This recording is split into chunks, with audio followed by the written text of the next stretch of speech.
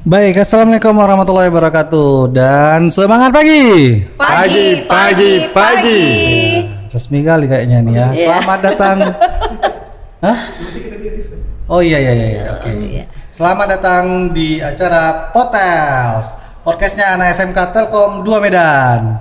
Ya selain anaknya, maknya juga ya, maknya, bapaknya juga ya. Atau kita masih nganggap kita nih anak-anak nih.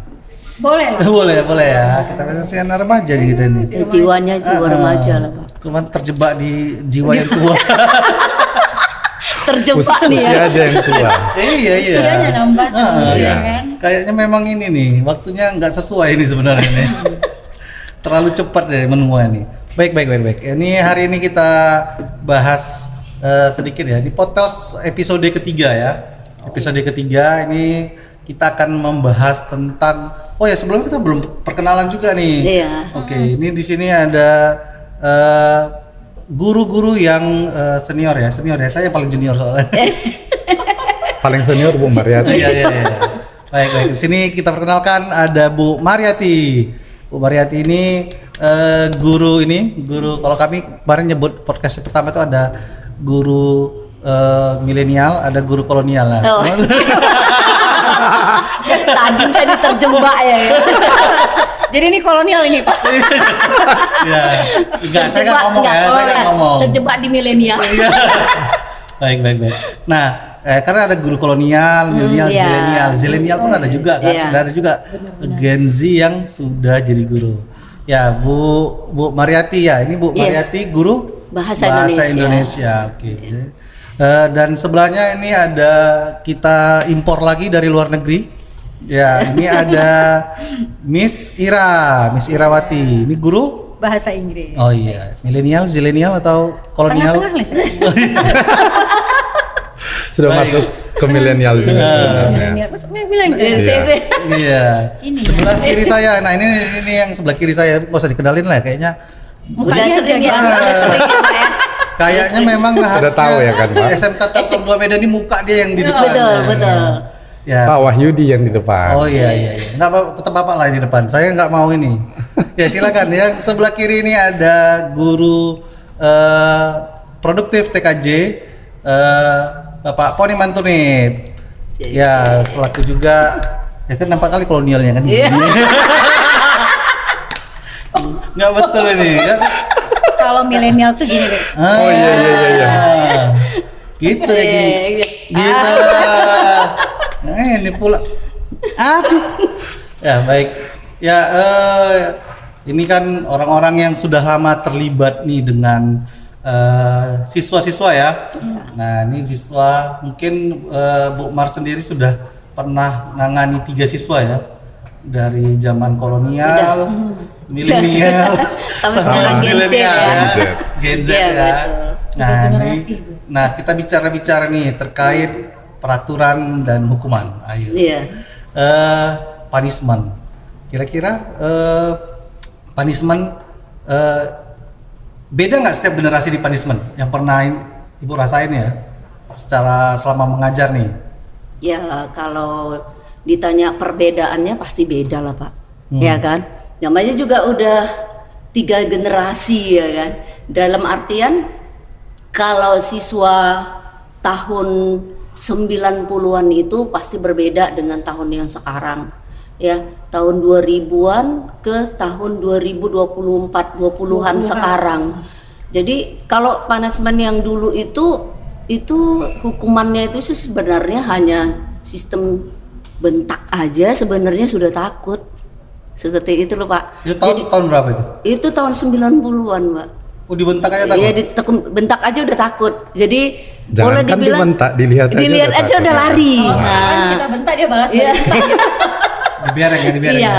Jadi kalau kita misalkan kita di kelas itu ya misalkan dia tidak mengerjakan tugasnya gitu kan. Nah, kita panggil siapa yang belum mengerjakan tugas, nah, misalnya gitu kan Pak. Jadi kita panggil ke depan itu sudah takut gitu. Maaf Bu, terkadang belum siap kan begitu ya. Tapi kalau untuk yang sekarang ini itu sudah berbeda. Kita panggil malah diam. Wow. Itu dia sekarang. Jadi kan anak-anak itu dari segi sikap mereka aja mengantisipasi itu pasti punishmentnya juga kan sudah berbeda untuk itu semuanya. Jadi ya tergantung lah, sama lah. Namanya juga anak-anak Gen Z sekarang, apalagi Gen Z sekarang ya susah sekali menghadapinya. Kalau yang saya hadapi sendiri, terkadang tahun 90, 2000 dan tahun 2020 yang sekarang ini itu perbedaannya ke hati dan pikiran kita pun habis Pak. Habis ya? Habis. Ini iya. curhatan guru kolonial ini, tolong didengarkan ya. Curhatan dulu kolonial ngajar di Zilenial. Zilenial, Iya, betul, saya. betul. Iya benar itu. Jadi kalau misalnya anak-anak dulu kita panggil, mereka masih rasanya segan itu sama kita, masih lebih besar gitu. Tapi kalau anak sekarang kita panggil karena kesalahannya mungkin gitu. Kenapa Bu kok dipanggil? Jawab Seperti lah. itu ya.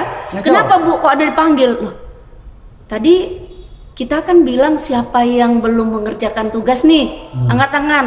Tapi kamu kan nggak nunjuk tangan, nggak angkat tangan dia ini kan. Nah, tapi begitu kita panggil namanya, ternyata ada di dalam itu. Kenapa Bu rupanya? Nah, terkadang seperti itu perkataan itu. Jadi ya itu yang tadi saya katakan memakan hati dan pikiran itu tadi. Ya, ini kita validasi dulu nih. Iya. Kalau Bu Ira kan apa ya, milenial lah ya. Masuk milenial. Kalau nggak masalah gini ya. Terjebak di milenial. Kalau di kan ngajar dari tahun berapa? Saya mulai ngajar di 2007 Pak. Oh, 2007 ya. Masih milenial lah ya. Milenial. Milenial. Ya, saya soalnya tamat 2000 ya, 2000 milenial ya Pak.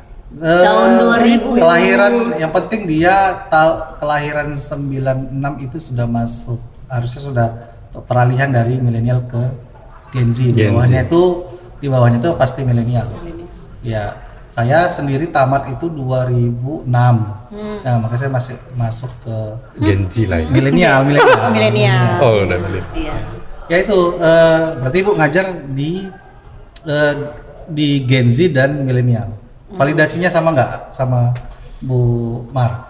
Kalau milenial ke zilenial lah istilahnya ya Pak, memang ya nggak jauh beda sih sebenarnya Pak. Nggak jauh beda? Nggak jauh beda sih. Cuman jangan dibandingkan dengan yang tahun di bawah tahun 1990 ya. Itu beda gitu. Ibarat kata kalau saya sendiri dulu dihukum fisik tuh diginiin tok gitu. Udah gitu. Tapi kalau anak zaman sekarang kita ngomong kasar sedikit gitu ya, dia langsung Pernah ini nggak? Pernah ngerasain ketika siswa dihukum nih gitu kan, ngadu sama orang tuanya balik. pernah Pak. Pernah? Oh pernah? Pernah. Dilaporkan ya kan? Saya dilapor Pak. Oh ini orang tuanya ngelapor polisi atau? Anak Lapor ngelapor ke orang Orang tua. tua. orang tua datang keroyokan. Oh iya? Pernah Pak, tahun berapa saya lupa. Ini case-nya apa nih? Pengalaman pribadi. Case-nya itu sebenarnya pakaian, Pak. Pakaian. Jadi saya bilangnya tuh gini. Kamu Kak, pakai baju kayak gini, itu apa bedanya dengan kamu gak berbaju gitu. Oh. Tapi penyampaian anaknya itu tadi ke orang tua tuh beda gitu kan. Datang nih Pak, dikeroyok saya. Wih. Dikeroyok pakai. Dia udah bawa saudaranya yang dosen. Waduh. Yang Nggak tahu hukum juga kayak gitu ya. Hakim katanya kan jaksa atau apa gitu kan SH. Jadi ya alhamdulillah waktu itu kepala sekolah kita lumayan inilah ya Pak, bisa menengahi lah istilahnya, menengahi bahwa ya mungkin ini hanya sekedar kesalahpahaman aja gitu kan. Ya udah selesai di situ gitu. Tapi ya memang pernah pengalaman seperti itu Pak. Iya. Berarti memang validasi lah ya, artinya kayak perbedaan zaman tuh beda-beda lah. Beda Ya. Pak, beda Perilakunya. banget. Jadi zaman saya dulu ya dihukum, kita ngadu ke mama gitu, malah kena marah. Ya salahmu gitu. Malah kena tambah lagi dimarahin di rumah, ditambahi lagi hukumannya gitu Biasanya kan kalau Pak. kita nggak berani ngomong ke rumah ya. Iya. Enggak, kalau udah kayak gitu enggak gitu kan. Tambah panjang di Karena rumah. saya SMA itu Pak tahun 95. 95 kami pernah dihukum Bu Mar. Satu kelas cabut, Wah, ini guru fisika dihukum di depan kelas, dibarisin dilibas pakai roll yang panjang gitu. Iya. Sekarang nggak ada lagi Nggak kan? ada lagi. Nah, zaman sekarang di situ terjadi sekarang pergeseran ya bisa Pak. masuk polisi sekarang. iya. Jadi artinya kan terjadi pergeseran. Dulu guru-guru fisika, matematika itu ke sekolah, masuk ke kelas itu dia bawa Bawa roll panjang. bawa roll panjang gitu kan Pak. Jadi itu dipakai sampai patah 2 Pak. Bayangkan hampir satu kelas kami itu dihukum. Dilibas betisnya patah 2. Ya udah. Merah ya merah gitu, Sampai tapi di nggak situ ada aja. cerita. Tapi habis itu ketawa-ketawa ya? Selesai Ya, gitu kan. Nggak ketawa Pak, kami nangis Pak. Nangis. Tapi gurunya kan nggak takut. Hah? Gurunya kan nggak takut. Enggak, zaman itu Iya. enggak ada cerita Iya. takut Pak Tur kan. Jadi bapak itu ya dia nggak marah-marah, dia cuman hukum kami seperti itu, pukul di betis 2 kali. Cuman bapak itu sayang sama saya Pak. Dia nggak pukul saya di betis Pak. Dia pukul tuh di daerah atas dekat kena rok. Oh. Jadi nggak sakit. Kok teman-teman saya tuh kan Pak memang cok itu merah-merah gitu kan. Ya udah sampai Pilih di kasih kelas. dulu, ya. Ya aku anak kesayangan Anak Mbak. kesayangan. Jadi, jadi dipanggil, ditanyain satu-satu gitu kan Pak, alasan kenapa kok cabut gitu lah kan. Nah, Ya, ini orang dalam berarti. Iya. pelaku gitu kan. ya. Jadi ketika saya jadi guru gitu kan Pak, saya sering bilang ke anak-anak, kalian nakal. Saya juga udah pernah dulu Bang duduk di bangku yang sama. Saya bilang, cukuplah nakal itu. Kenapa? Karena sukses kalau cuman mau main-main gitu ya Pak. Kita mau main-main Bang. Sampai mau masuk liang lahat selagi masih bisa main, kita masih bisa main. Cuman yang membedakan main-mainnya orang sukses dengan orang yang biasa itu kelihatan. Nih saya punya bekas mahasiswa dulu sudah sukses, main-mainnya itu enggak di pinggiran-pinggiran saya bilang, tapi udah keluar negeri. Itu contohnya main-mainnya orang sukses, saya bilang gitu. Jadi memang ada Pak, pergeseran itu pasti jelas ada, dan itu mau tidak mau mempengaruhi terhadap bentuk hukuman kepada anak-anak. Jadi kalau zaman dulu guru-guru kita itu nggak takut gitu ya Pak Turnip ya, nggak Betul. takut, nggak ragu-ragu untuk nggak terbebani mendidik gitu anak kan Pak. itu. Tapi Iya. zaman sekarang ya itu tadi, ketika kita jangankan kita pakai fisik ya Pak, kita ngomong agak kasar sedikit aja, anak merajuk besok nggak masuk sekolah. Mental health itu. Mental Iya, health. Kalau anak kan? sekarang mental health. Karena sekarang down gitu. anak sekarang itu Pak, yang dilahirkan itu banyak biaya katanya istilahnya. Oh. Jadi jaga bagaikan jaga telur. Berlian gitu ya. Jadi bisa dibayangkan terkadang orang tua itu gini, kalau misalnya anaknya dimarahin, saya aja yang lahirin Nggak pernah. gak pernah marahin anak. Oh, Saya gitu. titip anak saya di sekolah itu untuk dididik, bukan untuk dimarah-marahin. Nah mungkin pemikiran yang seperti itu yang mungkin sekarang menjadi salah buat semua orang tua gitu loh Pak. Dan tertanam di anak. Tertanam jadi. dia anak, jadi nggak ada lagi gitu Kita rasanya. validasi dulu lah sama Oh. wakil kesiswaan yang yang langsung turun tangan ya. yang nanganin Iya, zilenial betul. ini. Hampir setiap hari jumpa gitu. Biasanya yang dihukum tuh orangnya itu juga atau beda-beda? Pasti itu juga sebenarnya. Pemain Benar, lama. benar, Iya. benar. Pemain lama Pak. Berarti ini kan apa istilahnya looping ya? Itu juga orangnya. Betul sekali. Nah, jadi challenge-nya apa nih? Untuk ya inilah kan nggak boleh disentuh nanti katanya ini. Dihukum ya kan, diadukan. Ah. Jadi sekarang kalau boleh dibilang dibandingkan kita dulu mengajar seperti yang Bu Ira bilang tadi, kalau 2007 itu kita mengajar dan menghukum, tidak terlalu banyak memikirkan efek ke belakangnya. Yang penting kita mengajar dengan benar, rasa kita benar, mereka anak salah, itu nggak akan berefek. Kita harus nanti gimana ya ke belakangnya. Tapi kalau sekarang begitu kita mau menghukum anak, pasti mikir 2 kali. Kenapa? Karena itu tadi dilaporkan ke orang tua kah? Atau adakah di balik ini nanti yang harus lapor polisi atau yang lainnya, pasti kita pikirkan. Jadi kita butuh banyak proses yang harus kita lakukan untuk saat ini untuk melakukan hukuman terhadap siswa. Harus lebih kreatif lah ya. Lebih ngasih kreatif hukumannya. lah. Kita mau menemukan hal-hal baru gimana supaya anak ini tidak langsung terlihat shock untuk menerima hukumannya. Kita pahami dulu anak step by stepnya. Aduh, kayak berat kali sekarang jadi apa ya? Jadi guru itu memang berat. Terkadang kan Pak, kita menerima laporan itu bukan dari anak yang kita hukum terkadang. Apalagi sekarang kan udah zamannya zaman IT. Nah, kita marahin anak saja, di situ temannya udah pada ada yang shoot itu dari belakang. Udah ada ini ya. Itu terjadi. Dan yang terjadi yang sekarang itu kan mungkin seperti itu ya secara umumnya gitu ya. Jadi anak itu yang share kan gitu ya kan. Anak itu yang share ke Bukan teman-temannya. anak yang dihukum ya. Bukan anak dihukum. Jadi anak itu yang share ke teman-temannya.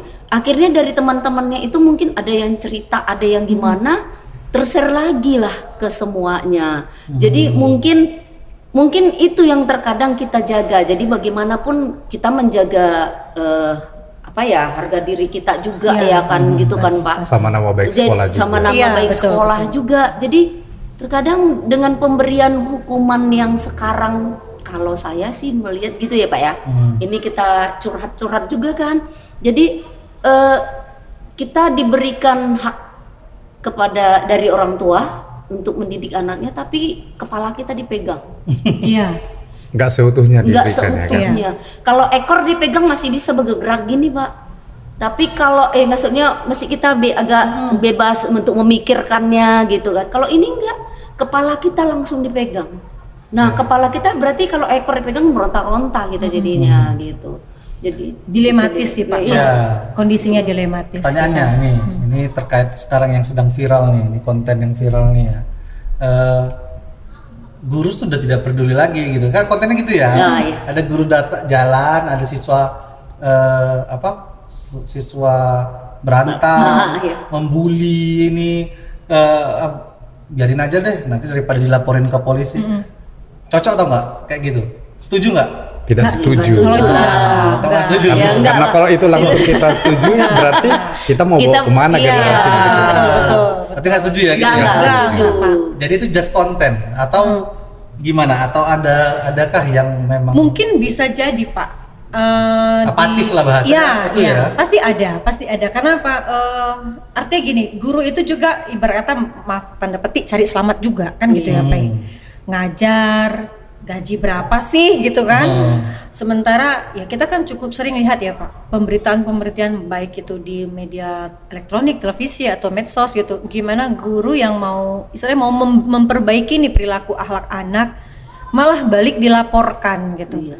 Dilaporkan ke polisi, akhirnya gurunya ditahan, kehilangan kehilangan pekerjaan dan mata pencarian, keluarganya terbengkalai. Akhirnya betul yang seperti Bapak bilang itu, mungkin ada sebagian guru yang merasa apatis, ya sudahlah gitu, anak orang ini juga gitu ya, bukan anak sendiri. enggak bukan anak saya gitu. Kadang-kadang kalau saya secara pribadi sih sering ngomong gitu juga di kelas. Kita ketemu ini ibarat kata takdir Tuhan, saya bilang. Saya nggak kenal nih, kita nggak saling kenal Kak, Bang. Cuman ditakdirkan Tuhan saya jadi guru di sini, kamu ditakdirkan Tuhan jadi siswa di sini. Kita diketemukan gitu. Kami hanya mampu ya berbuat sebatas yang kami mampu. Untuk merubah kalian itu, jangankan kami, yang orang lain hanya sebatas guru gitu ya Pak.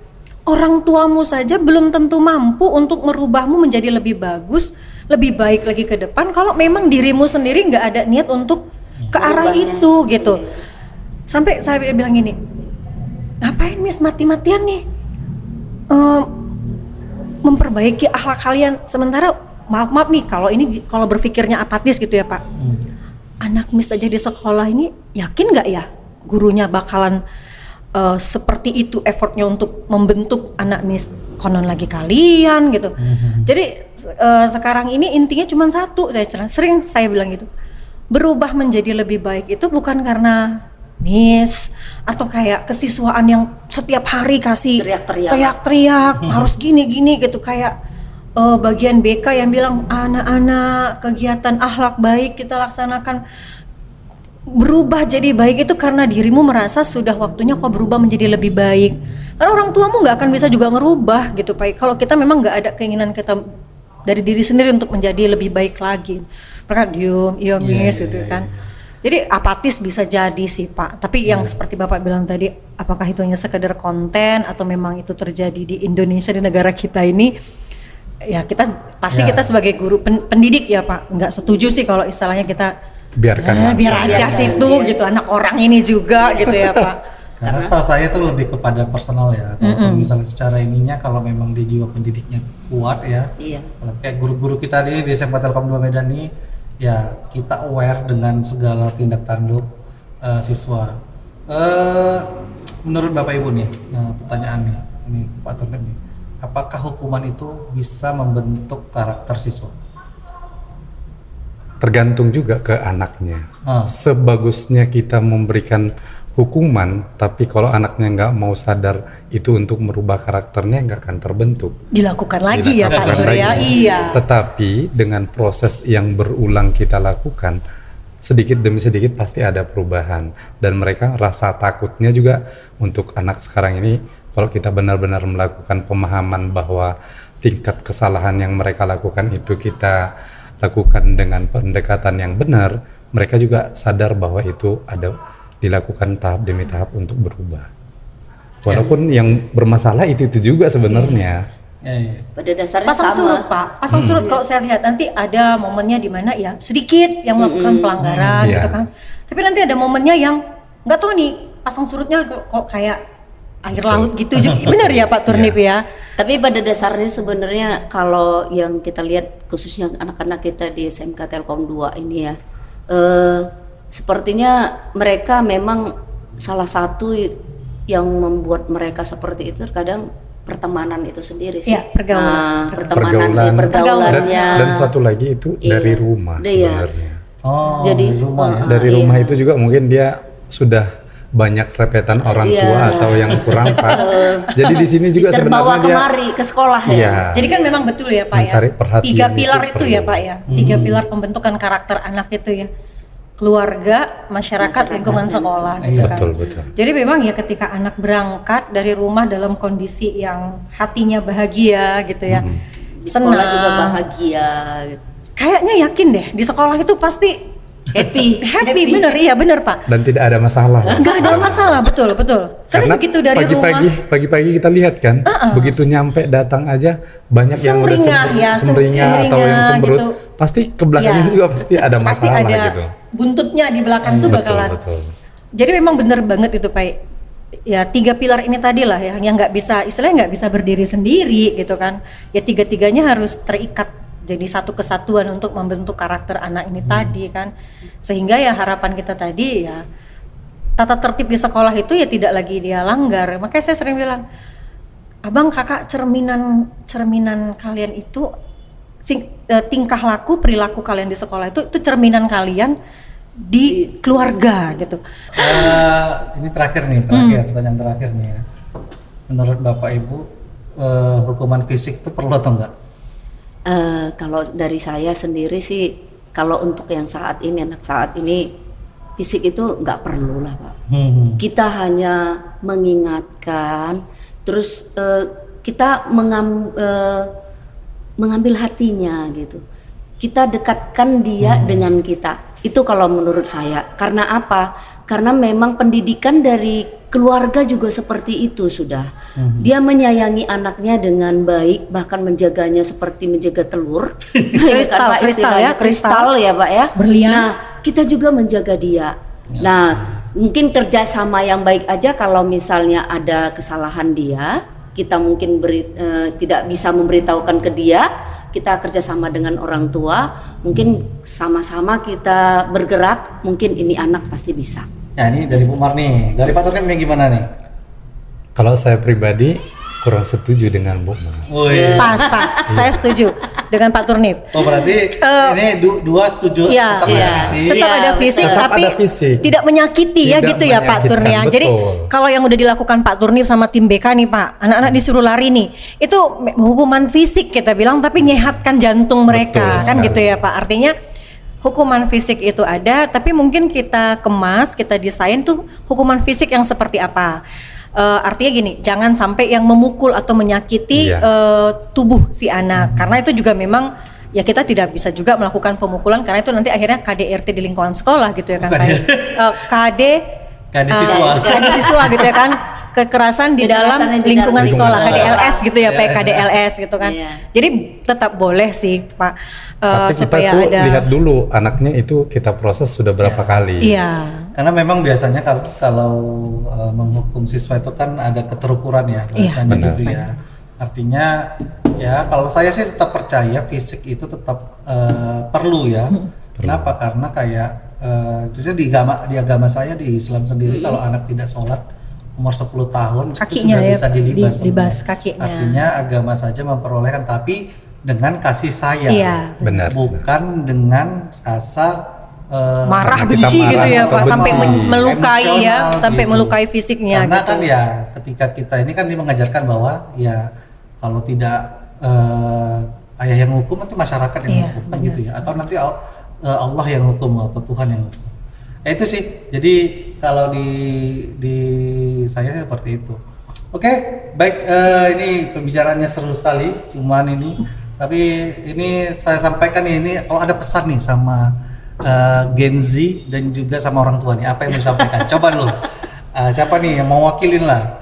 Ya. Ayo ini ada Ya, kamera nih, Pesannya sih ya.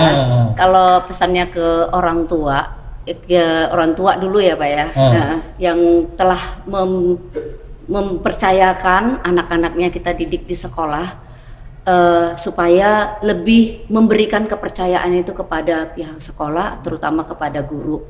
Percayalah bahwa guru juga akan membimbing anak-anaknya ke arah yang lebih baik. Karena tujuan kita juga selain kita untuk mengajar, juga membimbing anak-anak itu menjadi orang yang lebih baik. Jadi kerjasamanya mungkin ya Pak ya, kerjasama siswa, orang tua dan juga guru mungkin itu sama-sama supaya apa yang kita inginkan bisa sama-sama tercapai. Mungkin itu aja. Itu tuh pesan orang tua ya. Nih, Iya. Pak Turnip ini untuk anaknya. Coba. Silakan shoot dulu shoot. Oh, shoot kita. Pak Turnip pesannya Iya, silakan, untuk Gen Z nih. Kita belum dapat Gen Alpha ya kan? Iya, Masih belum, masih Gen Z. Ya, pesannya sama mungkin tidak jauh berbeda dengan yang Bu Mariati. Intinya sama-sama bekerja dengan baik antara orang tua dengan pihak manajemen sekolah. Ini tuh anak-anak. Ini tuh Oh. anak tadi yang orang Yang tadi tua. orang Oh, ini Orang tua. untuk anak-anaknya, Untuk anak-anak. untuk siswa kita lah istilahnya kan Pak Tur. Oh, kalau apa nih untuk- kata-kata untuk anak-anaknya nih? Untuk anak-anak kita, ya kami minta bahwa anak-anak kami sadar bahwa yang dilakukan guru itu semuanya untuk merubah kebaikan dan membuat anak-anak Bapak supaya jauh lebih baik ke depannya. Sadar atau tidak sadar, anak Bapak tetap harus ikut apa kata guru, karena guru adalah orang tua di sekolah dan orang tua juga di rumah. Iya. Itu Itu ya. Boleh saya tambah sedikit ya Pak, Oke, mungkin siap, ya. siap. Untuk anak-anak khususnya anak SMK Telkom 2 Medan dan siswa-siswi yang di luar sana ya, anak Gen Z gitu. Kalau mau main sampai kapanpun kita main, tapi harus bisa kamu tentukan nih, kapan kamu berhenti untuk bermain-main dan mulai fokus menata masa depanmu. Siap. Berubahlah, bukan karena gurumu, bukan karena orang tuamu, tapi kamu merasa memang ini waktunya aku harus berubah untuk menjadi lebih baik lagi dan tentunya menjadi generasi penerus bangsa ini yang hebat. Dan Mungkin diri itu aja sendiri. sih Pak. Siap. Iya, dan tentunya ya pasti untuk diri sendiri gitu. Oke, baik. Terima kasih nih perbincangannya. Cukup ini ya, cukup Hangat ya Pak ya. Seru, seru lagi ya ini, Pak ya. karena lagi viral Lagi nih. viral, Karena benar. Saya memang tidak setuju dengan konten-konten yang seperti itu, tapi memang fakta di lapangan seperti itu. Tapi yakinlah bahwa di SMK Telkom 2 Medan akan memberikan yang terbaik ya terkait mengenai pengembangan karakter, soft skill dan hard skill. Tapi yang perlu dipahamin adalah perlunya kerjasama tadi yang disampaikan segitiga pendidikan antara orang tua, masyarakat dan juga sekolah. Yakinlah semua cita-citanya yang diharapkan itu adalah tetap inginnya 2045 Indonesia itu generasi emas, bukan generasi cemas. Yang Itu saja ini ya. sudah mulai. Kita habiskan dulu.